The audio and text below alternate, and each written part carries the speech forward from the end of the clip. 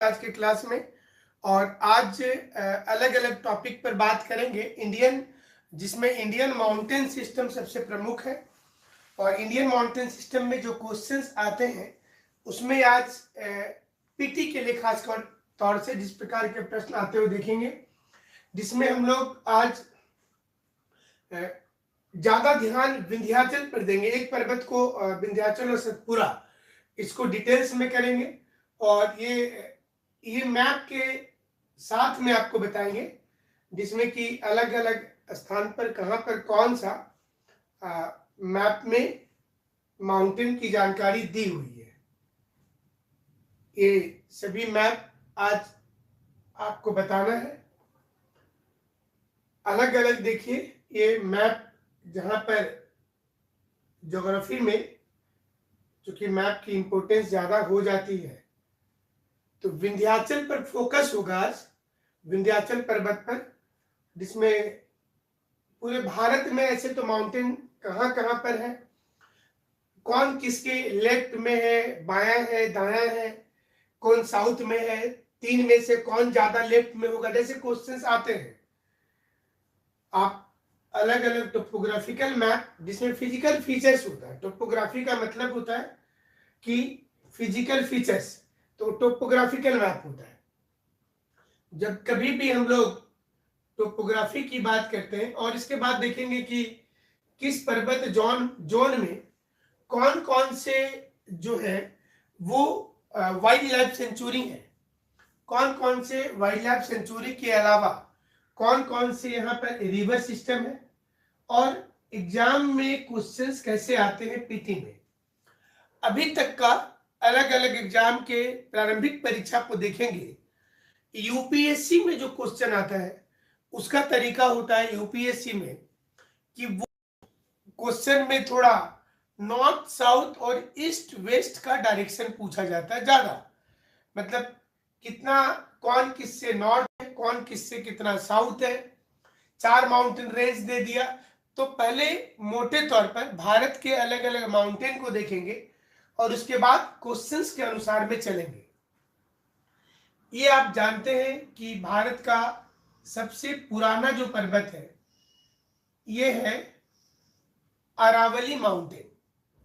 ये सबसे पुराना है। इसका जो एज है इस माउंटेन का, यह प्री कैम्ब्रियन है, प्री कैम्ब्रियन। ये क्वेश्चन आता है, हालांकि डिटेल्स में फिर बताएंगे आपको अरावली, अभी सिर्फ बेसिक बता दे जिससे ज्यादा से ज्यादा क्वेश्चन पकड़ा जाए एग्जाम में। अरावली के ठीक नीचे जो है ये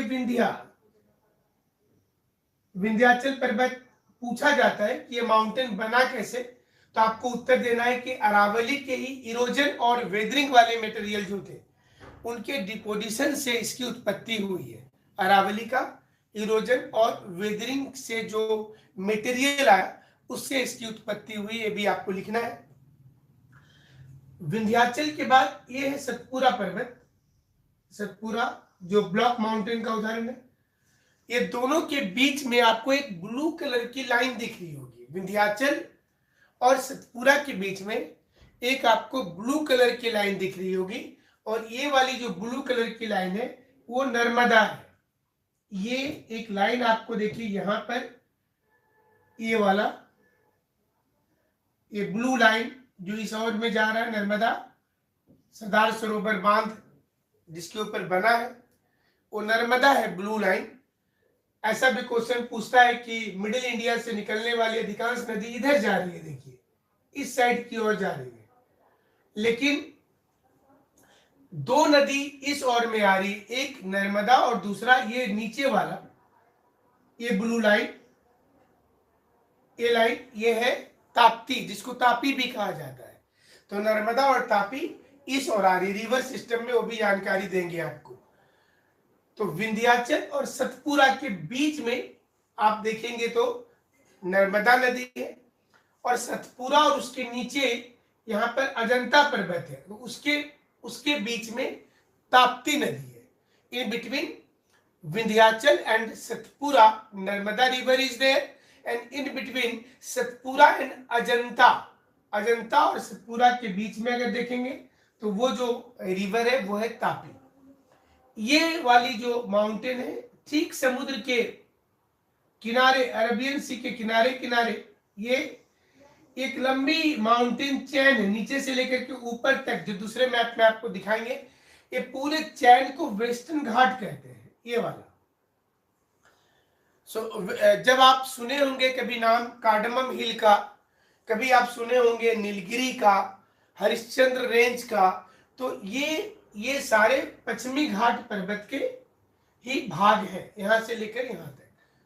और इधर पूर्वी तट पर इस साइड में एक डिसकंटिन्यूअस चेन, देखिए बीच बीच में टूटा हुआ एक चेन आपको नजर आ गया, ये इसको पूर्वी घाट बोला जाता है, ये वाला बंगाल की खाड़ी के किनारे। कभी आप रोड के रास्ते से अगर आप चले जाते हैं उड़ीसा, तो उधर भुवनेश्वर और वहां जाएंगे पूरी साइड, तो किनारे एक पैरेलल माउंटेन रन करता है, और वो जो है ईस्टर्न घाट है। घाट शब्द जब हम लोग बोलते हैं इसका मतलब होता है कि कोनिकल शेप नहीं होगा, सीढ़ी नुमा होगा, ऊपर का फ्लैट टॉप होगा, तो उसको घाट बोला जाता है। पश्चिमी घाट पर्वत और पूर्वी घाट पर्वत, ठीक है। इसके बाद ये बीच वाला जो पोर्शन देखते हैं आप, ये डकिन प्लेटो है, डकिन पठार है। अब जो मेन माउंटेन, और ये छोटा नागपुर पठार, भारत के पर्वत, पठार, मैदान, अमूमन ज्योग्राफी में जब माउंटेन बोला जाता है, जब भी आप सुनते हैं पर्वत, so whenever we talk about mountain it means the shape is conical. जब कभी भी माउंटेन वर्ड होगा तो शेप कोनिकल होगा, और इसकी हाइट 1000 मीटर से ऊंची होगी, तो इसको पर्वत बोला जाता है। जब कभी भी पर्वत शब्द का जिक्र होगा तो उसमें 1000 मीटर से ऊंची होनी चाहिए और कोनिकल होना चाहिए। और जब आप प्लेटो बोलते हैं, पठार, इसका मतलब होता है कि ऐसा टेबल लैंड, ऊपर फ्लैट हो, इस प्रकार से, जैसे अफ्रीका प्लेटो का उदाहरण है। और लेस देन 1000 मीटर हो इसकी ऊंचाई। कुछ एक्सेप्शंस आते हैं, जैसे तिब्बत का पठार तो बहुत ऊंचा है वो तो, लेकिन ऊपर फ्लैट लैंड है। जब आप सुनते हैं मैदान, तो ऊपर इस प्रकार का फ्लैट लैंड हो, ऊपर चट्टा हो, और इसकी ऊंचाई 250 मीटर से भी कम हो, लेस देन 250 मीटर, तब इसको बोलेंगे कि ये जो है ये एक मैदान है, गंगा का मैदान जैसे बोलते हैं ना, ये वाला इलाका जो है ये गंगा का मैदान का जोन है, ये गंगा का मैदान। और तीसरा जो वर्ड आप सुनते हैं अक्सर, उच्च भूमि, रिज, इंग्लिश में उसको रिज बोलते हैं। जब लेस देन 250 मीटर हो और जो ऊपर का हो ऐसा अंडुलेटिंग हो, मतलब not in the flat surface, तब उसको रिज बोलेंगे, उच्च भूमि, उच्च भूमि बोला जाता है। इसके अलावा जो माउंटेन के साथ जो चीजों का प्रयोग होता है, कभी कभी आप सुनते हैं इंटर माउंटेन प्लेटो, अंतर पर्वतीय पठार। इसका मतलब होता है कि ऐसा पठार जो पर्वत से घिरा हुआ है, जैसे तिब्बत का पठार, तिब्बतियन प्लेटो, जो सराउंडेड बाय माउंटेन होगा, तो वहां उसका जिक्र होता है। और भी कई नाम आते जाएंगे एग्जाम में, तो वो आपको बताएंगे कि माउंटेन भी कई प्रकार के होते हैं, जिसमें एक जो माउंटेन होता है वो मोड़दार पर्वत होता है। उदाहरण है यहाँ पर हिमालय, ये यंग फोल्ड माउंटेन का उदाहरण है। सबको डिटेल्स में भी बता देंगे आपको, जैसा क्वेश्चन आता है पीटी में। हिमालय कब बना, सिंपल क्वेश्चन, तो आंसर होगा टर्सरी काल में बना।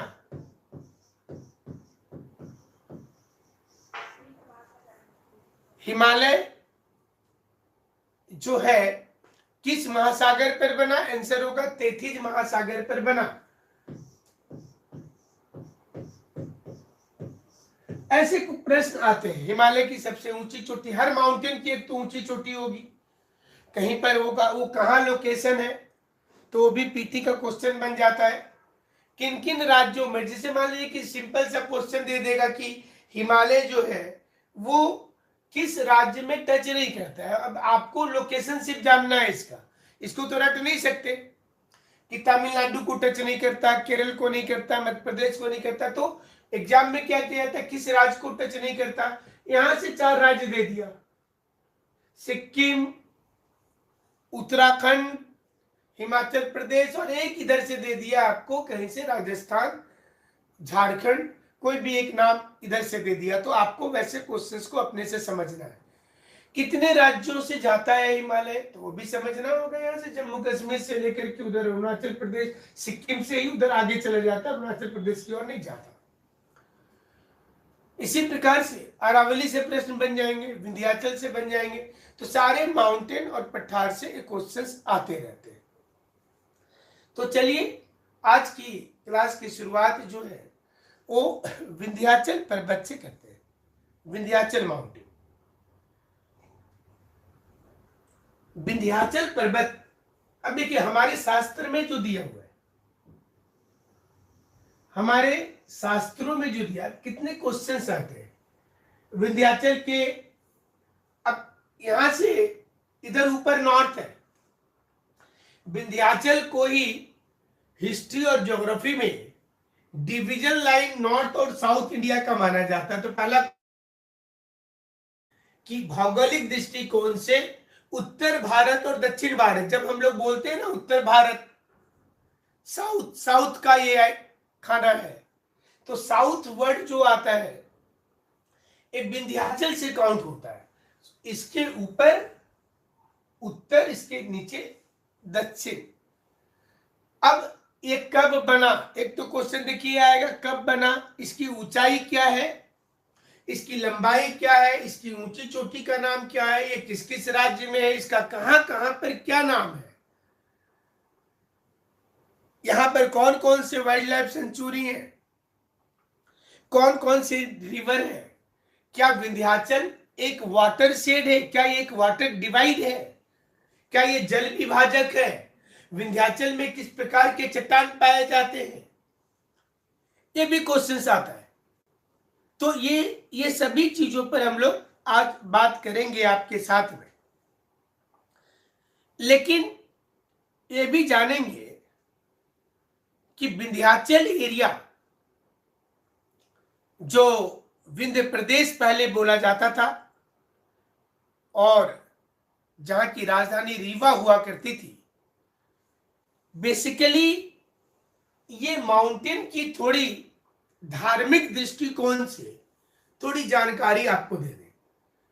जो शास्त्र में, महाभारत में, रामायण में, अपनी पुस्तक में टोलोमी ने भी इस पर्वत का जिक्र किया है, इसको विंडियस लिखा है। संस्कृत में इसका मतलब होता है विघ्न डालने वाला, ऑब्स्ट्रक्टर। मध्य प्रदेश, छत्तीसगढ़, गुजरात, उत्तर प्रदेश, बिहार तक है ये।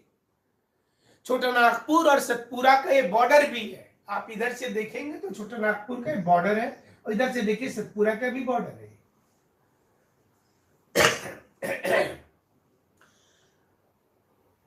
हिस्टोरिकल दृष्टिकोण से, अब कभी कभी आप लोग आपस में देखिएगा ना, चैलेंज लगाते हैं। जब स्टूडेंट बाहर रहते हैं तो चैलेंज लगाते हैं, कौन ज्यादा खाना खाएगा। तो जिस होटल में बैठते हैं ना मंथली स्कीम वाले में, तो आप तो मंथली पेमेंट कर रहे हैं, कौन ज्यादा खाना खाएगा। और वो चक्कर में आप जब खाने लगते हैं तो होटल वाले का तो दिवाला निकल जाता है। अच्छा, ये माउंटेन के बीच में एक बार कंपटीशन हो गया, एक बार ये माउंटेन के बीच में भी कंपटीशन हो गया। हिमालय पर्वत और विंध्याचल पर्वत के कंपटीशन हो गया कि दोनों में से ज्यादा ऊंचाई किसकी होगी। हम आपको हिस्टोरिकल और रिलीजियस स्टोरी बता रहे हैं। ये दोनों में कंपटीशन हो गया कि ज्यादा ऊंचाई किसकी होगी, और नतीजा ये हुआ कि विंध्याचल की ऊंचाई हिमालय से ज्यादा, ये माउंटेन जो है ये ऊपर ऊपर बहुत ज्यादा ऊंचा उठ गया, इतना ज्यादा ऊंचा उठ गया कि सन की रे, सूरज की रोशनी, वो विंध्याचल ने पूरा रोक दिया, वो इधर जा ही नहीं रहा, इतनी ऊंचाई हो गई। ये इतिहास में जो हमारे ग्रंथ हैं उसमें लिखा हुआ, जैसे कौशितकी उपनिषद में दक्षिण पर्वत का जिक्र है, महाभारत में विंध्यापड़ पर्वत का जिक्र है, तो उसमें बताया गया है कि ये दोनों में जब कंपटीशन हुआ तो विंध्याचल बहुत बड़ा हो गया, और जब विंध्याचल बहुत बड़ा हो गया तो लोगों को दिक्कत शुरू हो गई, क्या करें। हिमालय में अगस्त ऋषि तपस्या कर रहे थे, लोग जाकर के उनसे मिले और उनसे कहा कि विंध्याचल आपका शिष्य रहा है, आपका स्टूडेंट रहा है। अब उस समय में तो टीचर्स डे नहीं मनाया जाता था, अब ना वो परंपरा आ गई। पहले तो एकलव्य जैसे भी शिष्य थे, अंगूठा काट दिया था। गुरु भक्त आरणी जो बारिश के दिनों में अपने गुरुजी के खेत में लेट गया था, लेकिन आज के समय में अगर गुरु भेज देंगे खेत में तो खेत बेच देगा, समय चेंज हुआ। तो उन्होंने बोला कि आप विंध्याचल से जाके बात कीजिए, आप उनको बोलिए। ऋषि अगस्त विंध्याचल के पास आए और उनसे उन्होंने कहा कि हमको दक्षिण भारत जाना, इधर जाना है, हमको साउथ इंडिया जाना है, इसलिए तुम अपनी ऊंचाई कम करो, कैसे जाएंगे। तो विंध्याचल ने अपनी ऊंचाई को धीरे धीरे कम कर लिया, लेकिन ये डर था कि जब गुरु जी इससे पार हो जाएंगे तो फिर विंध्याचल ऊपर उठ जाएगा।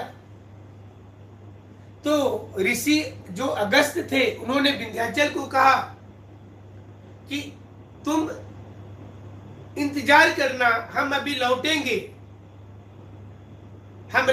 तुम इंतजार करना। तो विंध्याचल पर्वत ने सर झुकाते हुए, मतलब वो माउंटेन थोड़ा सा झुका हुआ आपको प्रतीत होगा जब उसको आप ड्रोन कैमरा से देखेंगे तब, उस गुरु के रेस्पेक्ट में विंध्याचल ने अपनी ऊंचाई कम कर दी,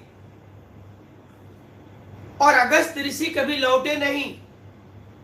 इसलिए विंध्याचल आज भी, जो वहां जब आप जाएंगे ना उस इलाके में, तो अलग अलग लोकेशन पर ये सारी चीजें लिखी हुई भी हैं कि विंध्याचल आज भी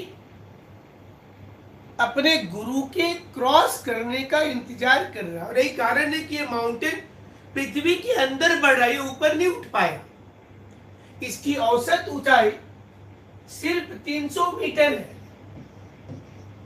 कहीं कहीं पर 400-450 मीटर होगा, लेकिन इसकी औसत ऊंचाई सिर्फ 300 मीटर है। और इसका कारण ऐतिहासिक देखेंगे, धार्मिक देखेंगे, तो ये जो ऋषि वाली जो बात हमने बताई, ये इसकी आप अंदाजा करें कि सबसे ऊंचा चोटी जो है सद्भावना शिखर या गुडविल पिक, ये आपका सिर्फ 752 मीटर है।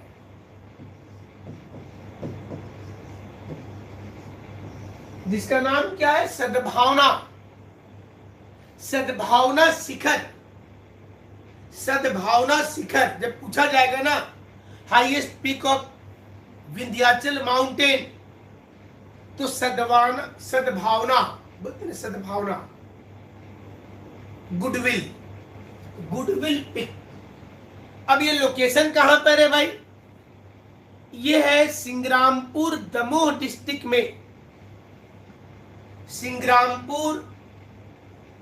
ये भी क्वेश्चन पूछ देगा ना कि जो हाईएस्ट पीक ऑफ जो विंध्याचल है वो है कहां?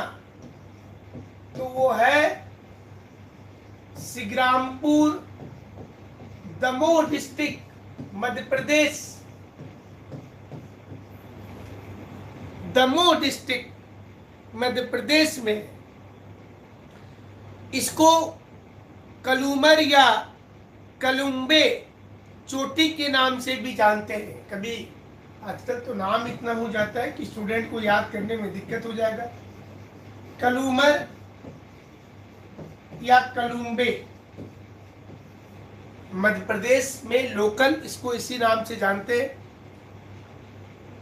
ये सिर्फ 752 मीटर ऊंचा है और ये जो पन्ना हिल आएगा रीवा के पास, उसी एरिया में पड़ेगा ये।